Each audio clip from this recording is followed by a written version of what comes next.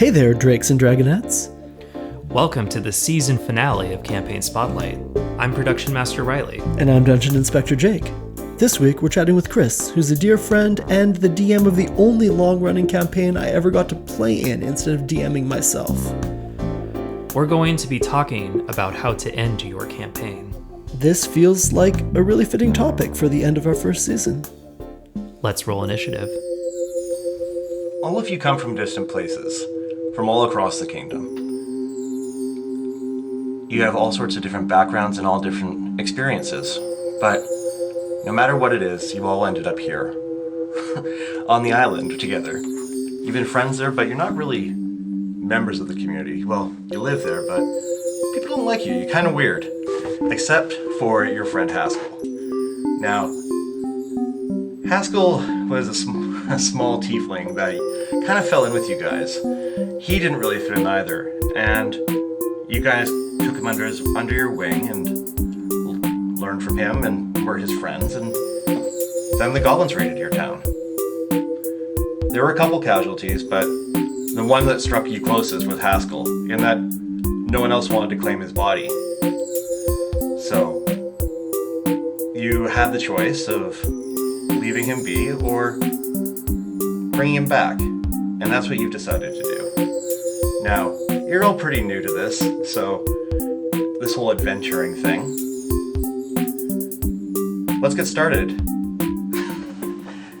So that's kind of how if I was going to give them the pitch for my campaign, and that's sort of what I did. What I ended up doing more of the lines was like getting people in my car while I was driving them somewhere and saying, hey, do I want to pitch socialized healthcare to you and crowdfunding a group resurrection spell? Because you're all level 3 adventurers or level 1. And hey, getting a 5,000 gold diamond is going to be pretty hard, plus other random components I'm making you get. So that's kind of how that all started and how that formed. And so that was the quest. Yeah, that was the whole quest. That was all I envisioned. I had started doing a little bit of world building. I built pretty heavily based on the Forgotten Realms campaign setting. Thematically, it's like I was inspired by the Gulf Islands, and so like watching people do crowdfunding for medical care in the States. When I started this campaign, it was 2017. So I've actually just seen a whole boom in that on Twitter and on Tumblr, and watching people try and raise funding for necessary care. So combining those two, that's where I ended up. And I didn't invite a whole lot of people. I invited kind of 3 people that I knew and wanted to spend a lot of time with and that I'd role-played with before. Because I wanted it to be a really intimate game. I had experienced, or talking about the values of friendship and family and the lengths you'll go to for each other was kind of the intent of it. I'm not going to lie, the idea of a campaign inspired by healthcare crowdfunding is pretty fucking grim. Yeah, like, it's funny because like a lot, Jake has played in a couple of my games now. We've played many hours of D&D together, and the tone of it tends to be less grimdark, and very, very Faulty Towers comedy of errors sort of deal. But I like to explore more serious themes in my game. It gives a chance to joke around and explore things that sometimes you don't have much of a way to deal with in real life. There was something on Twitter floating around like, hey, in D&D you can stab the bad guy. Like, you can't do that in real life. Well, you can do it once, but you shouldn't. Also, please let me in the States again. Do not ban me from cross-border travel. I kind of need to go there. Yeah, no, let the record show that Chris does not endorse stabbing the bad guy. No. I always want to encourage people to pursue non-violent means. Charm spells, making people feel bad about their choices, stealing necessary items and components. Hey, if we can do all of this, we don't gotta stab them. That's a lot more work. Chris does, however, encourage theft. Robbery and fraud. Would you mind introducing yourself for our audience? Absolutely. My name is Chris. I go by he or they pronouns, whatever. and I live in BC, in Canada. So that's on the west side. If you don't know where in Canada that is. I, God, to start my dating profile, like let me open Scruff that I haven't opened in 2 years. I don't care for long walks on the beach. Sand gets everywhere and it gets in my shoes and I hate it. But what I do enjoy is tabletop gaming. I do a bunch of different nerd stuff. I stream on Twitch at Boulder NA. I have a Twitter handle, Barricader. Maybe in the show notes it'll show up. Absolutely. Cool. What? A lot of other things about myself. I play a lot of Magic the Gathering. D&D is kind of my tabletop game of choice. I have previously played a lot of World of Darkness games, Chronicle of Darkness Edition, so Changing the Lost, Maves the Ascension, Vampire the Masquerade, and oh god, what's the other? The other vampire game, the other edition of it. I've LARPed a couple times for World of Darkness games. And I also did a really ill-advised boffer LARP at one point, where it was not so much weapons wrapped in foam as in toy swords we bought from Toys R Us and chased each other around the woods with. Yeah. Poorly planned with a man I had met up in the oil patch up north. And he's like, hey, come to my family's farm on Sointula, on the northernmost point of Vancouver Island, and come camping on my farm for a couple days, and we'll LARP. All right, I'm glad you survived that experience. Yeah, me too. It's definitely like a good villain origin story, or how I became to haunt a ferry on Vancouver Island. One sec. Can you tell us a little bit about how you got into D&D and tabletop games more broadly, and LARPing in remote forests as well? So it's how I started gaming. My uncle was a huge nerd, and I've always been a nerd. When I was a preteen teen, I started reading the Forgotten Realms novels, Dragonlance novels, Mercedes Lackey, and when I was probably 10 or 12, my uncle dumped all his initial edition D&D books and second edition D&D books on me. So I got this huge stack of old D&D books. I've since rehomed those on to people who, because I'm like, I've moved with these boxes of second edition D&D books for 10 years. I'm not doing that anymore. I can't do that anymore. My back and my living situation will not allow that anymore. But those books, I read them cover to cover. I used to love reading the old adventure modules. My high school, no one really wanted to play D&D. Everyone was busy doing World of Warcraft. So once I got to college, people were like, oh, I want to try D&D. And I'm like, I'm running it, aren't I? And that was how that kind of happened. It would be a bunch of people getting together on a Friday night and at 11 o'clock deciding they wanted to play D&D. So us printing out character sheets, running for 3 or 4 hours, and then passing out, or having a game that took place in my residence kitchen. Meanwhile, people are walking in and out, and shared accommodation with strangers. So that's kind of how I got my start. In my last year of college, I met my friend Kelly, and he introduced me to his World of Darkness Mage LARP.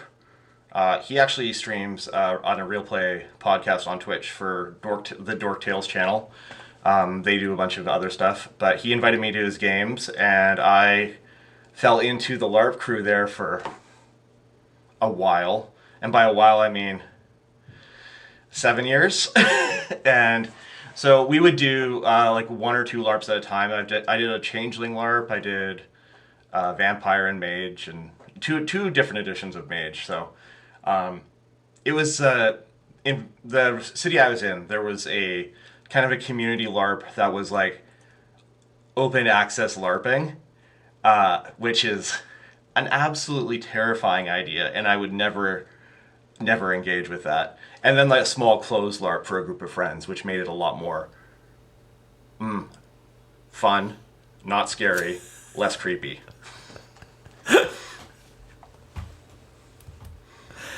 Thank you so much for sharing that. I really can't imagine an open access LARP. I'm imagining people just show up with weapons and go for it.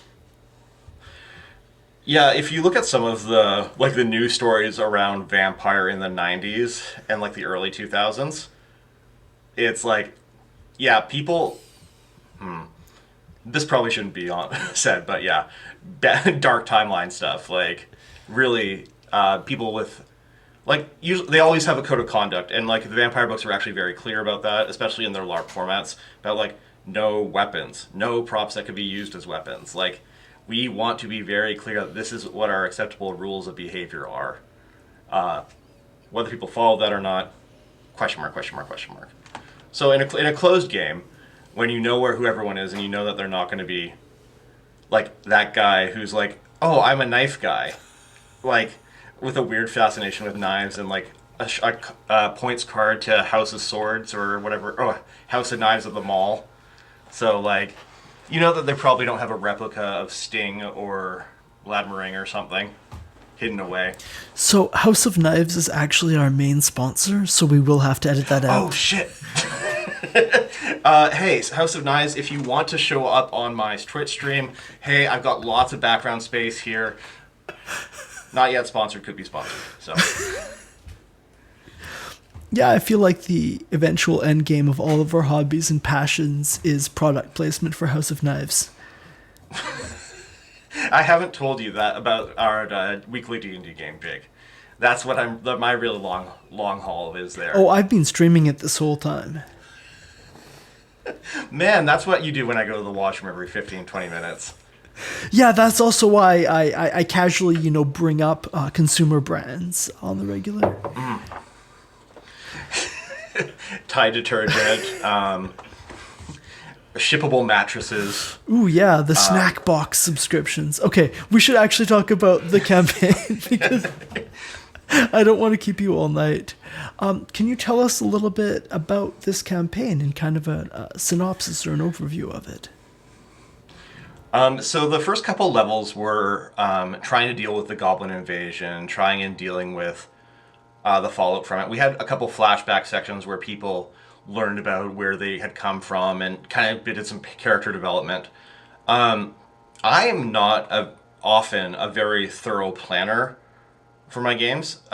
It took me a long time to actually get a list of NPC names in the background, as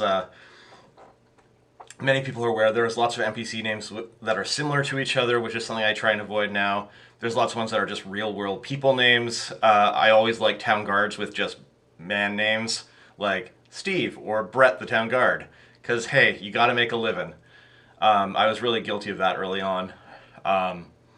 And eventually, so the players, once they kind of got themselves settled in town and kind of, their first idea was getting Haskell's corpse preserved.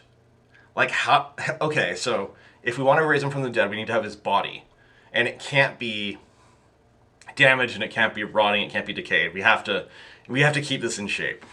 So initially, they were storing him in a salt cave, so he kind of mummified a little bit, and then they actually found a druid to cast Gentle Repose in exchange for some work.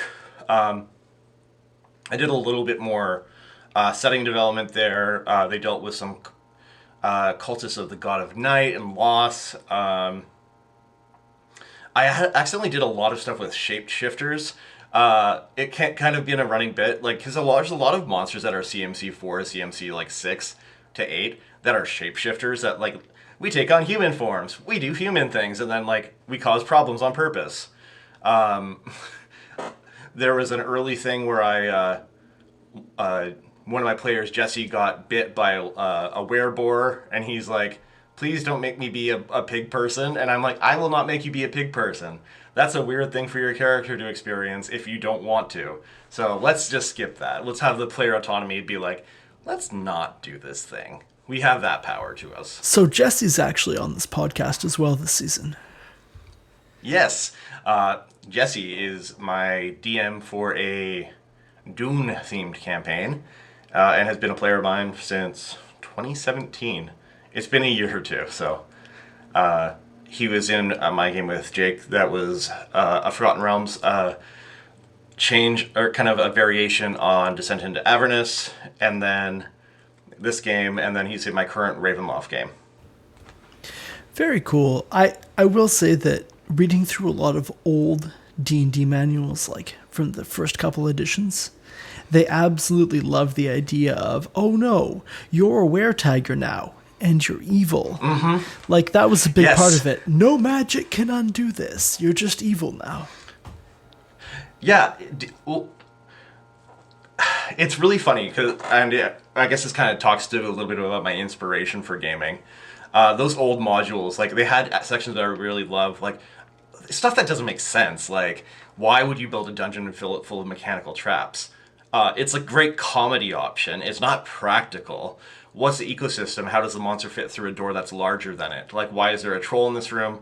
It can't fit through a door that's like 3 feet wide or whatever. So, why?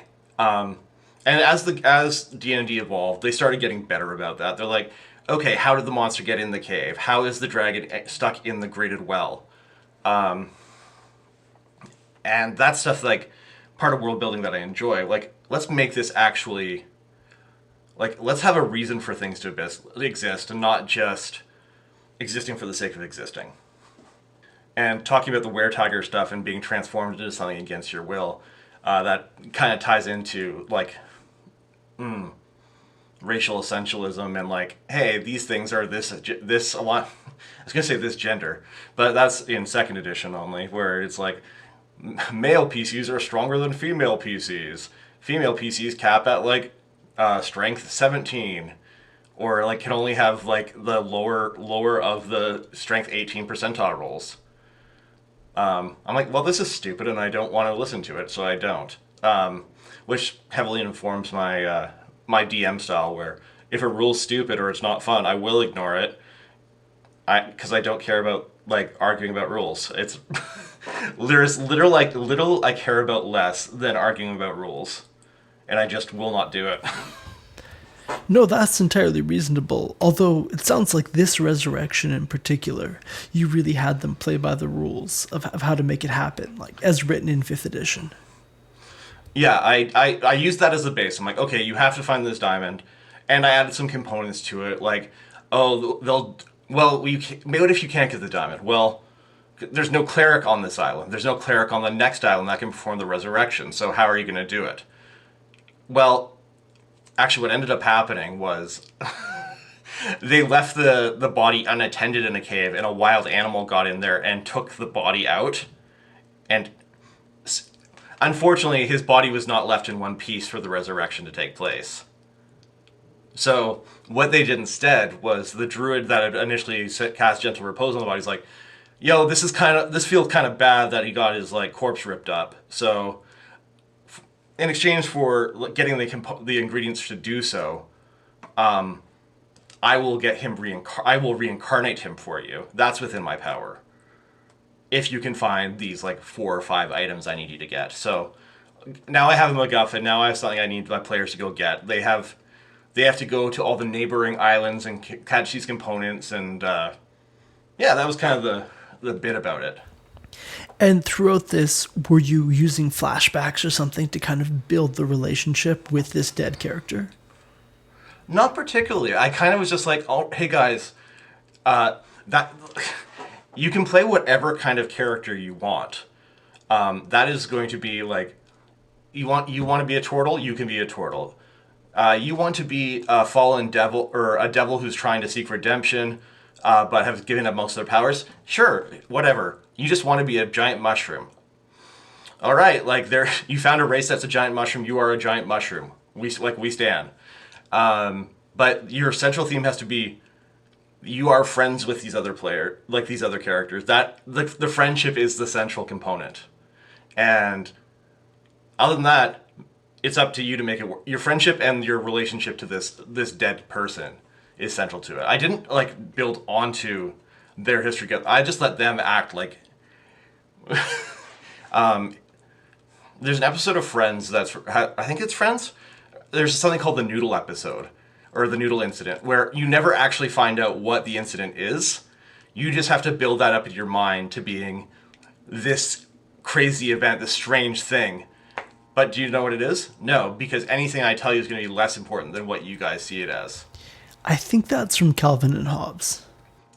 That could be very much the case.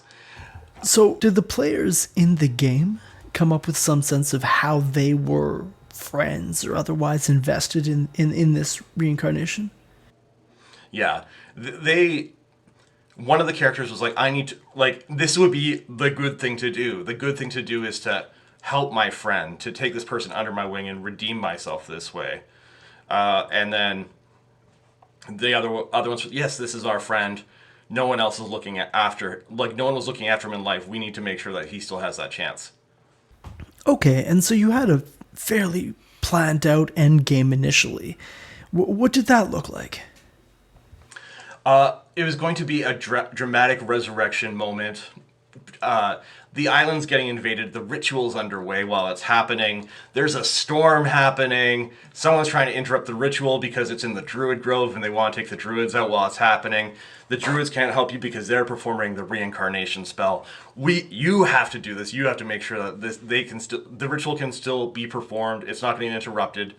That your friend will come back after all that you've been through.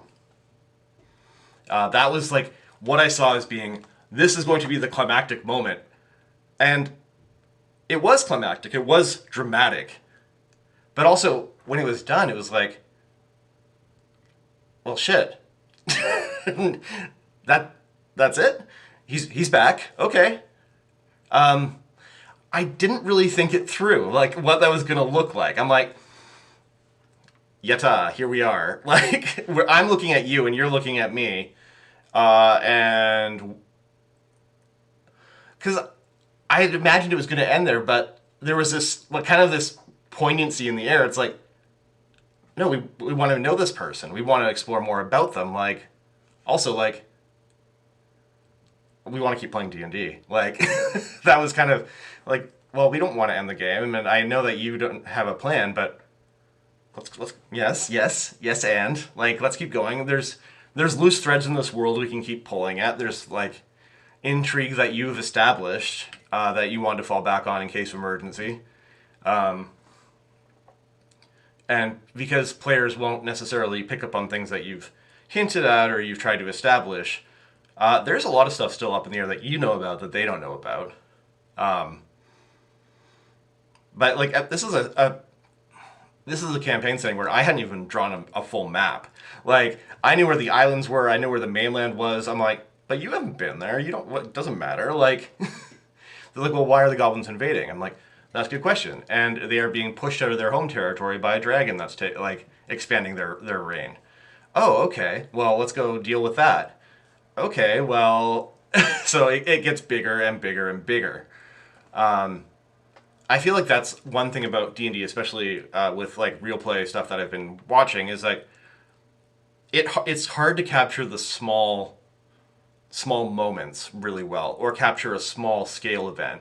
A lot of the time people, like, really, it becomes cosmic, which is, like, it's cool, it's really fun, but, like, I'm used to, like the LARP events. Like, what are kind of central to that are small scenes, small stories, like things that, well, why is your character like this? How are they having their redemption moment? Like, how are they building themselves up? How are you telling the story?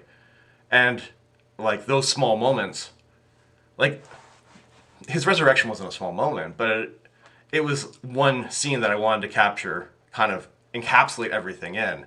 And I don't know if I did that quite right.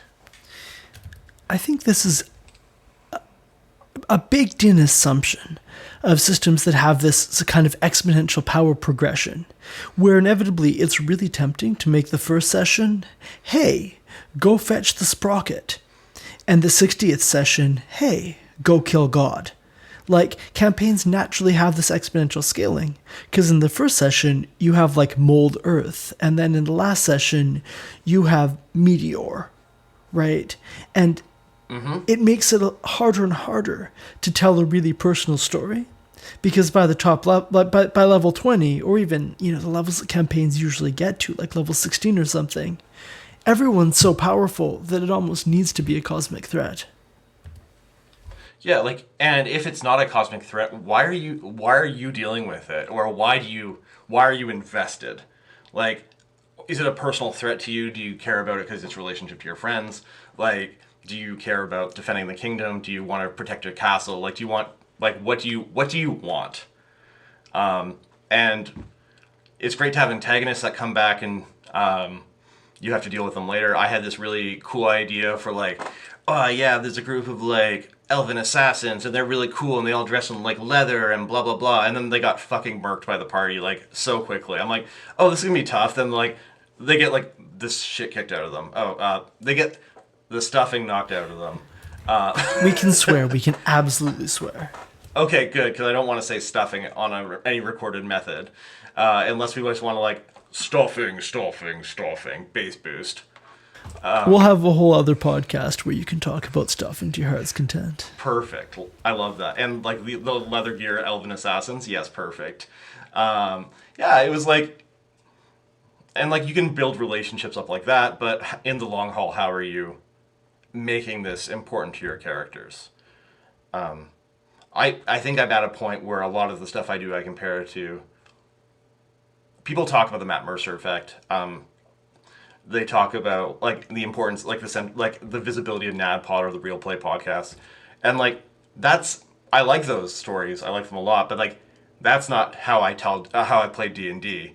Like I play D&D with my friends like the way they used to before they started recording it for production. Like I hear about the Crit Rollcast talk about how like, yeah, we used to get together for like 8 hours once a month on a Saturday and drink beer and eat and like go to the kitchen between our turns. But now we actually have to pay attention at all times, and it's a lot harder, but it's a lot more fun because it's our job to play D&D now.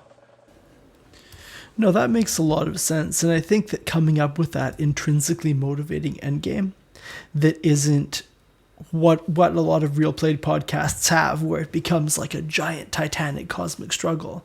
It's a huge challenge, and old editions of D&D would do things like druids canonically end up in druid tournaments.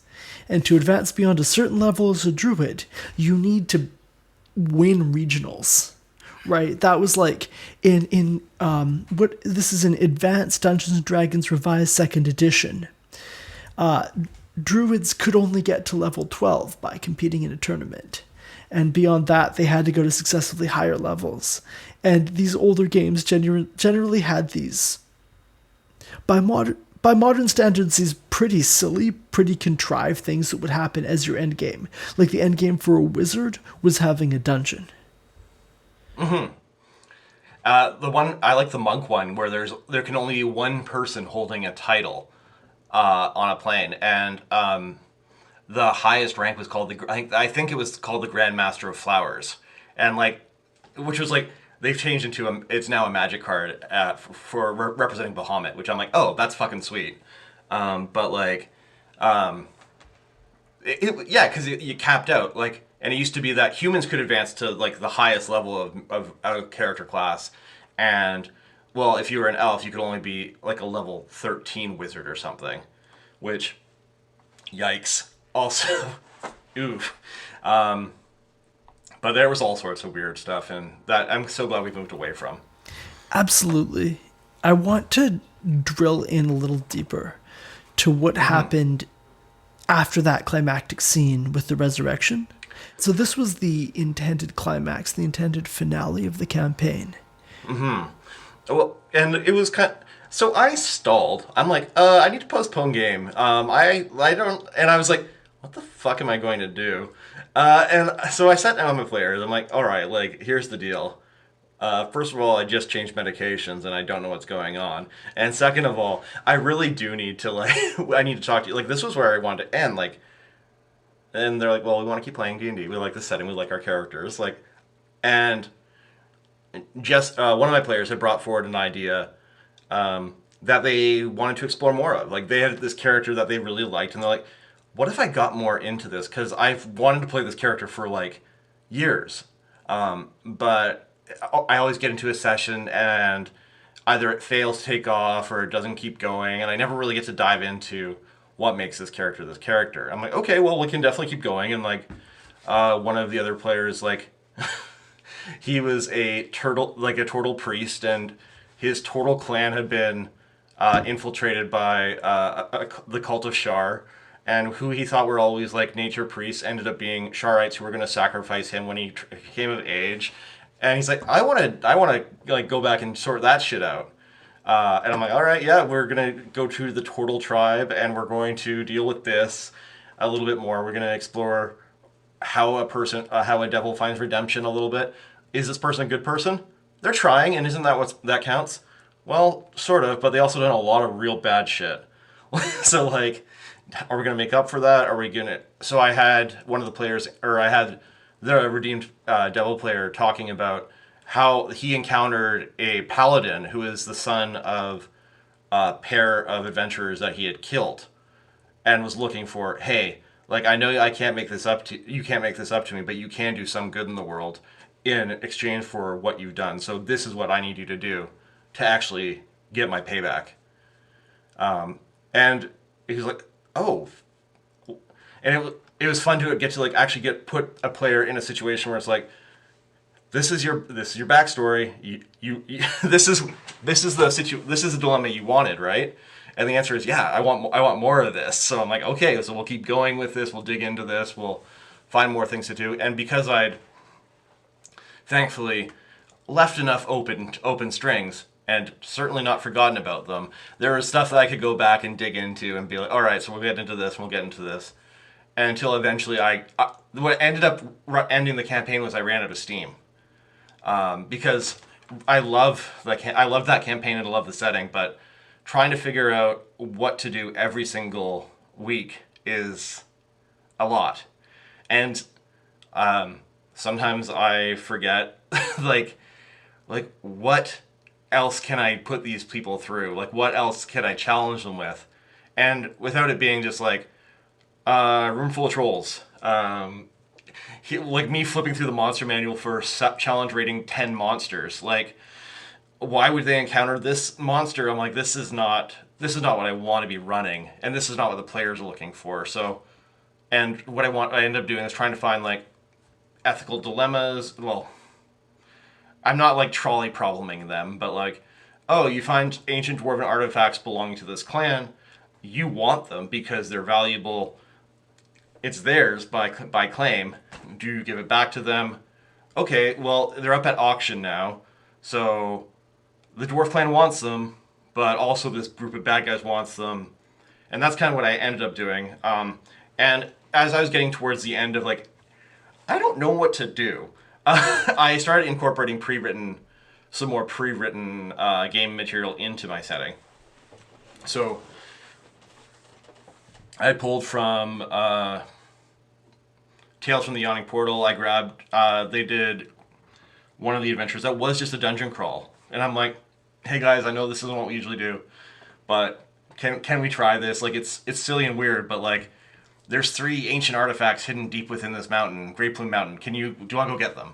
And they're like, okay, sure. Like, listen, we don't actually, like, we love our setting and we love, like, playing with you.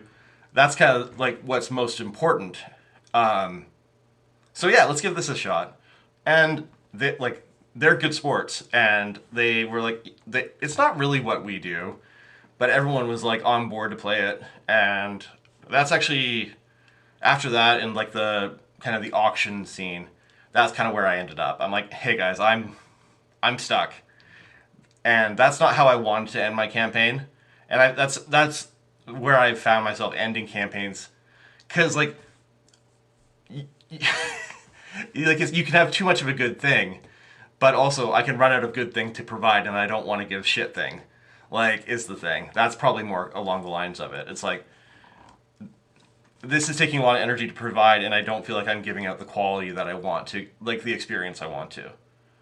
And there's sort of I think imposter syndrome as a statement is overused, but like, you put a pressure on yourself while you're running a game. I'm like, to like run a good game. Like, I want to do a good job. I want people to like what I'm doing. I don't want to waste their time. And I think often from like the DM side, like the player side, they're just happy playing D&D with their friends. Like, like, yeah, they don't want you to like do the same thing every week, but like, really, like if you're trying and you're having fun, they're having fun. Let them inside. Um, but like well, that's kind of a hard barrier to get over, and that's where I find I struggle. It's like, no, you can end things. Like, I love a good short story. That's my favorite medium of like a fiction.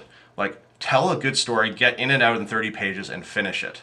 Like, horror, mystery are both really good for that because you can like set up a premise, engage with it, twist ending, you're done. And I'm like, so that's actually one thing I really enjoy about like one shots or short run games. It's like you set up a premise, you deal with it, and you can just like you can close the box on it. Because otherwise you do what I do, and it's like you're like laying down track in front of the train as it keeps going. It's a really Bugs Bunny Looney Tunes situation. For sure. And in this campaign, you did have enough character backstory and enough unexplored threads about the world to keep that going for quite a while. Mm-hmm. And that was a game I ran for on and off for 2 years. And how far into that 2 years was the reincarnation? Probably about a year and a half.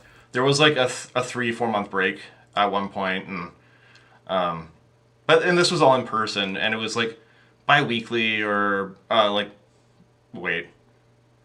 twice a month. Generally about twice a month, and then plus or minus for player illness or someone forgetting or whatever. I feel like because it's D&D, we can call that fortnightly. Yeah, fortnightly is definitely a better way of putting that. Because like bi-weekly is that like I wasn't playing D&D twice a week, was I? No, bad. No, not like that. And that's the idea of like having like a weekly like very long game is like I'm not doing that. Like I love my players, but like when I'm running from a module, it's like I do appreciate running from a module from time to time because it can be grindy if you're not careful, but on the other hand, like, the prep time is so much easier. Like, you read the chapter, you refresh yourself, and you work with it. And, of course, you embellish it, you change it. Like, I'm not going to run strictly by the book. I'm running Rhyme of the Frostmaiden right now for that same group, +1.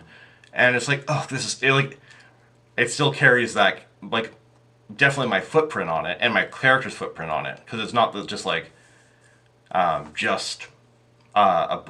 someone else's vision of it, because it's definitely collaboratively our vision as well, but it just it's more sustainable.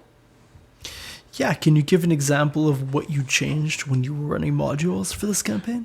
Oh, absolutely. Character attitudes, like the NPCs, like they'll give you like a prompt or a line of dialogue, and I'll read it out, and I'll be like, and then like the screen drops because I'm no longer gray text Mick NPC. I am now Chris wearing a mask saying, all right, that was what I was saying before. That's kind of weird. How about I be my own person now? And I put on a bad accent. I continue with my bad accent that deteriorates to New York or deteriorates to miscellaneous Britain. And all right, here's that NPC now. Do you like this NPC? No? Okay, well, we'll change a little bit. Like, yeah, having played in one of your games, I can attest that it is possible to bully you into giving NPCs like 180-degree personality changes. Oh, yeah. And I love it because I'm like, does this work? And like when my players are kind of like, and I'm like, all right, cool, let's work on that. Like, I just gave myself a little neck cut gesture there. Because, like, sometimes, yeah, that's not going to work. No one's enjoying this. There was a session I ran with Jake in it where I made myself sad and I ended the session early because I had done a setting in Ravenloft. And it's like, there's wailing that happens there. I'm like, oh, God. And then I, like, looked up, like, how wailing happens. I'm like, this is horrible, and I hate it. And then I'm like, hey guys, I'm bummed out. I gotta go. Just like, there's stuff written, and I'm like, I don't want anything to do with this. Like, it is major bummer territory. Or from Tales from the Yawning Portal, the same D&D module. There's a revamp of a second ed module that's Mesoamerican themed, and I'm like, hey, I'm not running that. I'm not going to run that ever because no one needs to be at my table full of 5 white people telling a story of plundering a Mesoamerican temple. Yeah, not great, not cute. Don't do it. Like, and this is not like saying like, hey, I'm running a second ed Oriental Adventures game. I'm putting quotes around that title, by the way, because yikes. But like, even in current settings, sometimes I'll read something like, that's not, that's dated. And like, it's just like someone doesn't have the lens for it. Someone doesn't have the perspective from it. Someone's writing from a place of privilege, and don't necessarily read the ableism or like implicit homophobia that's inherent in some of the settings we're writing. I feel like, especially WotC's has put significant effort into cleaning up some of their mistakes from before. Occasionally they still get it wrong, obviously, but they've like, when they revamped the Curse of Strahd module, they were like, hey, so when this was written in the 80s, there was a lot of weird stuff about the Roma people in it. And when we updated it in 2015, we didn't really fix that. So that was still in there. Oops, that's on us. Let's fix that. And I appreciate that. Like, and looking at the Curse of Strahd book today, because I still read adventure modules on my own time, that's something I still do. They sort of fixed it, but like you can definitely see that was bred into the campaign. Like that was the foundation from it. So going into my own campaigns, going into my own modules that I'm sampling from, that's the kind of stuff I try and scrub. I'm like, I don't need to be the person telling that story, or I don't need to be telling this story like that. We actually have another episode this season with Kiros, whom I think you know as well, talking just about Curse of Strahd. Ooh. And how to deal with the fact that, yeah, even in the modern module, there's a bizarre amount of just anti-Zygonist content, a lot of homophobic content, and how to run a module that players expect you to run because it's this canonical Dungeons & Dragons adventure from way back in the day that just has, like, wildly racist content in it in the new editions. Oh, yeah. And, like, it's... There's the whole conversation with like one of the old descendants of a TSR. I'm not going to say anything that's going to be like specifically naming people, but when someone like tries to relaunch a brand and is like, "Hey, I'm going to go back to the way it was and get rid of the PC content," I'm like, first of all, ew. Second of all, lol. Third of all, why? Because like, what are you missing from your good old days of gaming? Are you missing the misogyny? Are you missing the racism? Are you I went and reread some of the old Forgotten Realms books I used to like. Well, I started to, and then I'm like, there's this is just homophobic. There's like this huge homophobic undertone to this whole thing. I'm like, ew. And like I didn't catch it when I was a teenager. Like as a young budding gay man, I did not really catch it. And I'm like, so this was formative. Oh no. So if I'm borrowing from modules, I'm always looking from my modern perspective, and like, I don't like judge people who have run it like that. I don't judge that. I'm like, we can and should do better. That is our impetus as modern people with modern perspectives, and we is improve upon what has come before. I think that's a really solid way to look at it. I'm not going to plug the other episode coming out this season about the same topic again. But yeah, everyone listening to this should also listen to that. And also go check out Boulder and A on Twitch. Thank you. I love a good plug. So to get back to the campaign that we were talking about, what was your experience like playing the resurrected friend in those continuing adventures? So we rolled. We talked about this, and we rolled on the random table that is in the core book for like what is he reincarnated as, and he went from tiefling to gnome, and then the minute he started talking as an NPC, the party was like, oh no, this person's insufferable. And in the way that I constantly make fun of my players for adopting and stealing NPCs and like like really press ganging them into service as their adventuring companion. I don't know what you mean. Excuse me. Your players, your players just make friends with the NPCs. Yeah, often they're kobolds, often they're goblins, often they're orphan childrens in from dungeons where they've killed the bad guys. I've actually in another campaign I'm running, I've set up an NPC who is a former adventurer and actually is used to looking after these kids. Like he's like, yes, I will find you a job and pay for your house. Yes, if you want to settle down and not be an adventurer and be dragged all over this horrid hellscape that your players are in, like, yes, you can live with me for a while you get on your feet, blah, blah, blah. And, like, he's like, yeah, don't worry about it. I'm used to dealing with this. This one's on me. Wait, so why didn't the players like the resurrected character? Oh, because I gave him some annoying character traits, like really enjoying smooth jazz. It was mostly an improv bit that kind of got legs. But, like, no, he ended up just being kind of curious and they didn't dislike him. But, like, he was not as cool as they were led to believe initially. In the monkey flashbacks, pod curls a finger.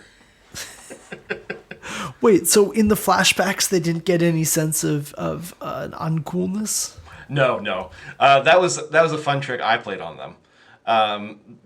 Because as much as I love being visited by player bits, I also love installing my own bits into a game. If it's funny once, it's funny many, many times. Also, there was like, he wanted to go adventuring with them, and they're like, absolutely not. Like, you're coming with us, but also, you're not putting yourself in danger ever again. Like, oh, because they were worried he'd get, like, de-incarnated. Yes, exactly. Well, they're like, okay, well, you are now a low-level character because you were a low-level person when we knew you. We are now level 8 and level 9 players, like, dealing with level 8 and 9 threats. So you can hang out with our hireling, and, like, you can, like, guard the wagon, or you can, like, do all these, like, but, like, and you can help out with, like, some encounters, but, like, if it's dangerous, he's like, and Haskell's like, oh, absolutely not. I'm not getting it. Like, I'm not dying again. Absolutely screw that. So curious, wanting to help, but also afraid of death, which is reasonable. Yeah, given everything he'd been through. This does seem like possibly the biggest part of the challenge when your players are all role-playing for months at a time. Wow, I missed this guy. Wow, he was so much fun. When they meet him, he'd better be a pretty solid friend to them. Yes. Like, hey, this friendship your characters have built, like, not just conceptually, but after 20, 30 sessions, like, you have that chemistry now. What I don't have the chemistry for is this dead guy that I've just thrown into your mix.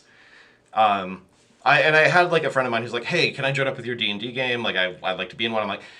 I'm like, generally I'd say yes to an underside party adding one, but, like, for this game specifically, like, that's not gonna work. Like, because, like, if your whole theme is this relationship, if that relationship breaks up, like, that's kind of, or I add someone who's not in that relationship to that group, it's gonna be weird. Like, and that is going to be one of the few hard no's I'm going to give in D&D. That makes a ton of sense, especially given that there was this one quest driving the overarching story. Yeah, and it changed once I was, like, not doing that anymore, but also, like, that's also kind of, like, my central concept. My concept of this game is that relationship. Because, like, that was the foundation of, like, the part A, and then that is the basis I built off my knowledge of the setting.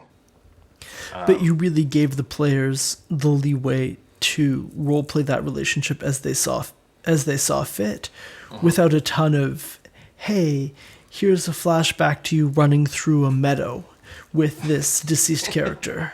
Yes, exactly that. Like it's yeah, without that like doing the hand holding there, like I don't know what's gonna being like, oh yes, and this is the swordsman Aramil. He's your new friend. Like, okay, like you're all. This does not fit into your theme of being all weirdo outsiders on this small island who have like decided to like form a friendship covenant. Like, no, that's not the same thing.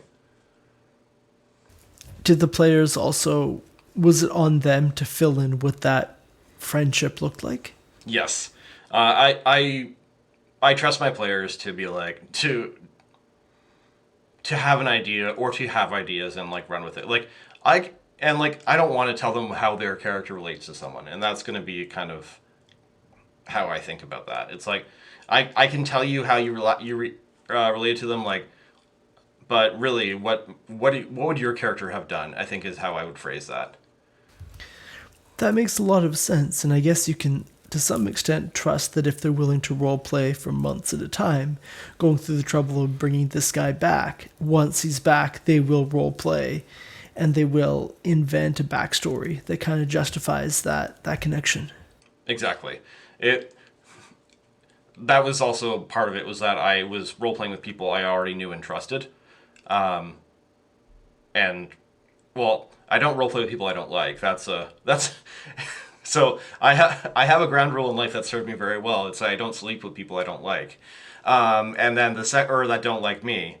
And the second rule is same with D&D. Is like if I wouldn't spend an afternoon with this person, I'm not going to spend an evening playing D&D with them. Because I did my share of that in college. Playing with randos, playing with people I didn't really get along with. Ew, no. like, I feel like you get a lot better connection with your players when you actually like each other. Like, which sounds like really obvious, but sometimes situations are of convenience rather than of choice. So, Absolutely. Before we move on, do you have any closing thoughts about how this campaign went? I loved it. It was how do I it was like a love letter to D&D, and also to my friends. I had just moved back from Victoria to Vancouver, so it was really building rebuilding and connecting with relationships, and also like in game and out. Basically, I got to have a lot of fun with my friends. We got to spend a lot of time together, like, and that, my friends, is what the real magic of D&D is. It's really about friendship. And like as much as I'm like putting on a voice for it, it's really the case. Like it's about friendship, it's about companionship, and that's like the part that really that really matters. Like we could all be there as we did sometimes, eating our charcuterie board and not playing D&D for a lot of that time and still having a great time. But it still falls under the auspices of D&D and role playing because, like, yeah, we're gonna get together. We've booked out this 4-hour slot of time for each other this week. Like, how often do you get to do that with your friends? Like, yeah, every 2 weeks we're gonna hang out for like 4 hours. Like, and yes, I'm gonna fart around and like try and think up names, and we're gonna deal with like Stang, one of the NPCs, or Bulgrim or whatever. It's like no, these aren't names. Like, let's just like. Let me like scroll through, like flip through my notebook and make sure I'm not double using any names for this random NPC. Like, it's all about getting together, and that's what I think I really value the most about that game. That's legitimately really beautiful. Can you tell us any... Let me try that again. Was there any media that really inspired you while you were putting this game together? You mentioned the modules previously, but in addition to that?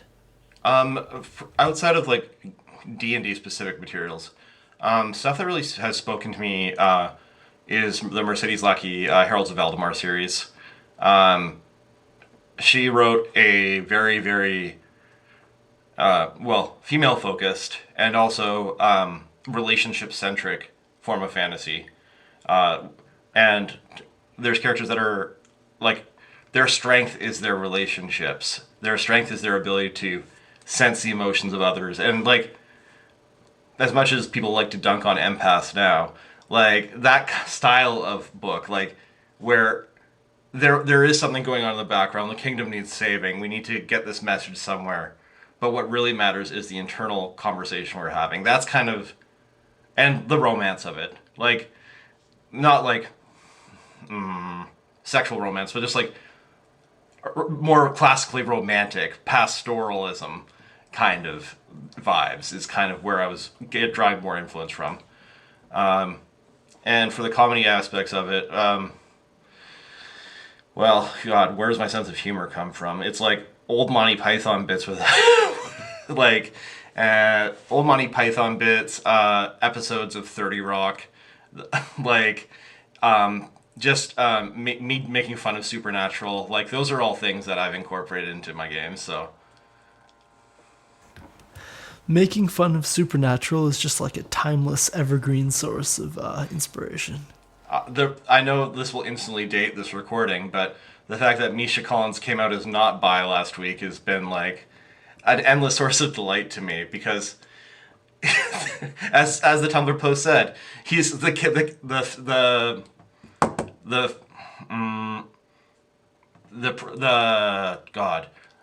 product that has continued to queerbait its population even after it finishes. Like, bless. Like, and like,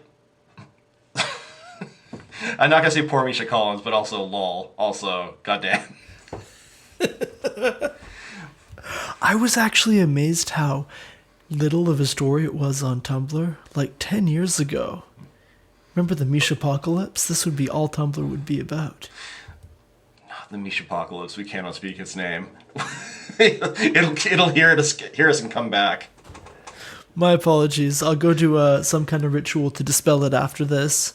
Throw some salt over our shoulder. No, that's from That's from Supernatural. You can't do that. Don't trick me like that. No, that's pouring salt around in a circle to hold them in place. Oh. Yeah, so the salt over the shoulders for spilling salt. Oh, okay. I still don't trust it. It seems too Supernatural-like. Too salty. Chris, can you recommend any tools or resources that helped you put together this campaign? Tools and resources. So I'm going to tell you what not to do, because that's easier. It's always easier to break things down and to build them up. Do not record your notes in 8 different notebooks and leave them in my car, my backpack at work, at my place, and at Murray's. If you do that, you will never have your notes in one place, and you'll never be able to find them again.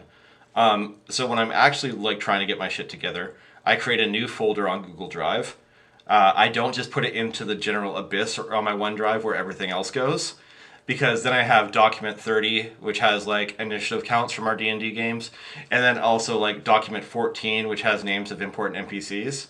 I find digital a lot easier for storage for like when I'm planning things. Paper is nicer for note taking. I can do it on the bus, but if I need it to be canon and I need to be able to remember it, especially because I've been playing D&D online a lot for the last 2 years.